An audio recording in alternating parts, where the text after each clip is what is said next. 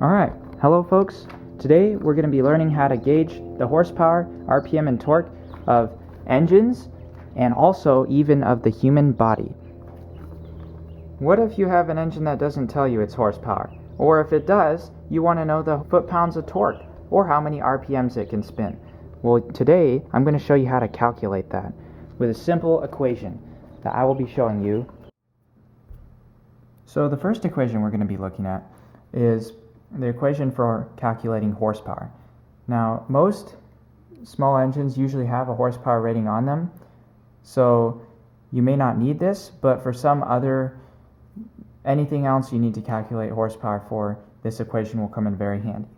So it is horsepower, or HP, equals T, or torque, in this case it'd be in foot-pounds, times RPM, which is rotations per minute, and all that divided by 5,252. This is the equation for horsepower. So for an example, let's say you have an engine and you've calculated the foot-pounds of torque, so you know that, say it has 20 foot-pounds of torque. So you'll have horsepower equals 20 times, and then you know the RPM, it's maximum torque RPM, or the RPM that it makes its most torque is what you write down, and that is, we'll say 3,100 RPM, and then you divide all that by 5,252. Now this is easiest done on a calculator. Simply just type in the numbers.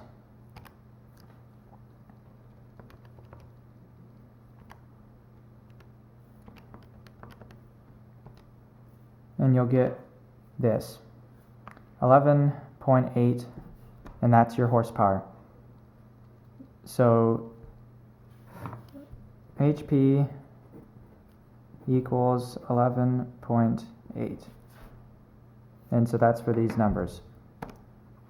So now let's look at another equation. So a equation you might use more is how to figure out torque, because a lot of engines will tell you their horsepower already, so you don't need to figure that out. So how do you find torque, T? Well, you take horsepower and you multiply it by 5,252, and then you divide that all by your RPM. So say you have an engine, you know its horsepower is 6, and you know that its RPM is around, we'll say just type in 3,600, because 3,600 is the standard operating RPM for most small engines. Now that's usually not where they have their peak torque though. That's usually what their max RPM is rated for. Their peak torque is usually around 3,100 for a small gasoline engine that would go on a go-kart or a lawnmower or something. Usually they make their peak torque at 3,100. So you can write in actually 3,100, and that'll give you your maximum torque value for this horsepower. So that would be 6 times 5,252 divided by 3,100. And you get 10, well, you get a really long decimal, but the top number is 10.1, or if you round up, 10.2. So T equals 10.2. So your torque in foot-pounds is 10.2. Then for RPM, if you want to calculate RPM, it's a similar equation. I won't go into an example of that because it's the same as the rest of it, the same exact thing, but it's just RPM equals horsepower times 5,200 divided by torque. And that's your equation for RPM, for calculating RPM. So these are your three equations. Let's do a better start. These are your three equations for calculating horsepower, torque, and RPM. And that's great and all if you know the values, but what if you don't? That's the whole thing. What if you don't know two values? Because you need to know at least two values in order to calculate the third, right? So what if you don't know torque or RPM, but you just know horsepower? Say you know it's a 4-horse engine, but you don't know either torque nor RPM, and you want to figure those out. Well, you can do that, actually. So all you know is your horsepower. You can estimate RPM and you can estimate torque, because you don't need to know an exact value to get an idea of those values. You just need to be able to estimate. So for RPM, like I said, for most small engines, they'll be rated for a maximum RPM of 3,600, and their highest torque will be around 3,100. You can write down 3,100 for getting the maximum torque, and then you can solve for torque, and then you know torque. So you can estimate like that. And now an interesting question is that you can actually use this equation for is is it possible to calculate how much horsepower a human has? Because can you measure foot-pounds of torque and RPM for a human? Not really, because we don't really spin. Our muscles don't work that way, but at the same time you can, because all you have to do is get a bicycle and pedal on it, and then you're spinning a shaft like an engine would. If you have a bike with short pedals, they'll have around 6-inch pedals. You can have like 8-inch pedals, 8-inch cranks, so that is, not pedals. But, so say you have a bicycle.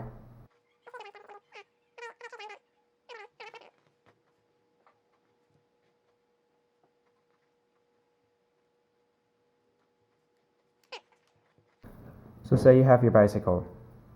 Sorry, this is a tiny picture, but here you have your pedals.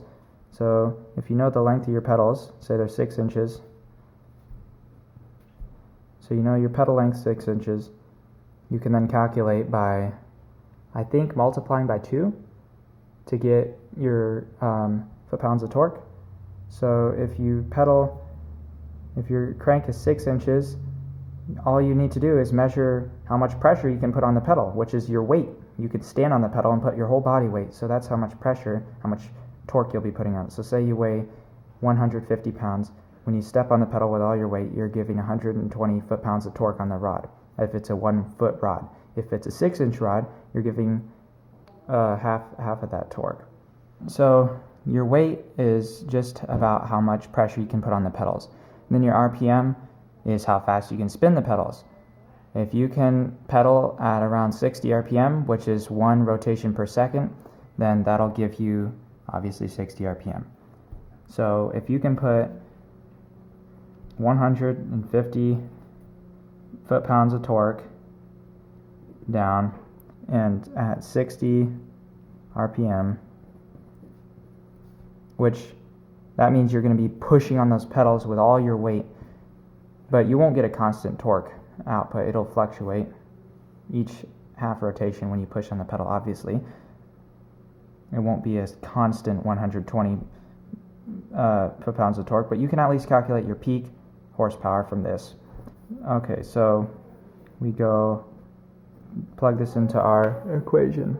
Horsepower equals 150 times 60 divided by 5,252. Plug that into the calculator, you get 1.7. So is that accurate? Semi, because like I said, this is absolute peak power, because that's when you're putting your whole body weight on the pedal at the same time as going 60 RPM, so it'll fluctuate, but the peak power you'll be hitting is 1.7. Now if you want to get a much more average, you won't be putting your full weight on it on average when you're pedaling a bike. You'll probably be putting more like maybe half your weight or something like that. So we'll say maybe you're putting 80 pounds down and you're going still 60 RPM. So this will be a much more average readout for when you're just more casually pedaling. You're not cranking as hard as you can. So 80 times 60 divided by 5252, and you get 0.9, so a little under 1 horsepower.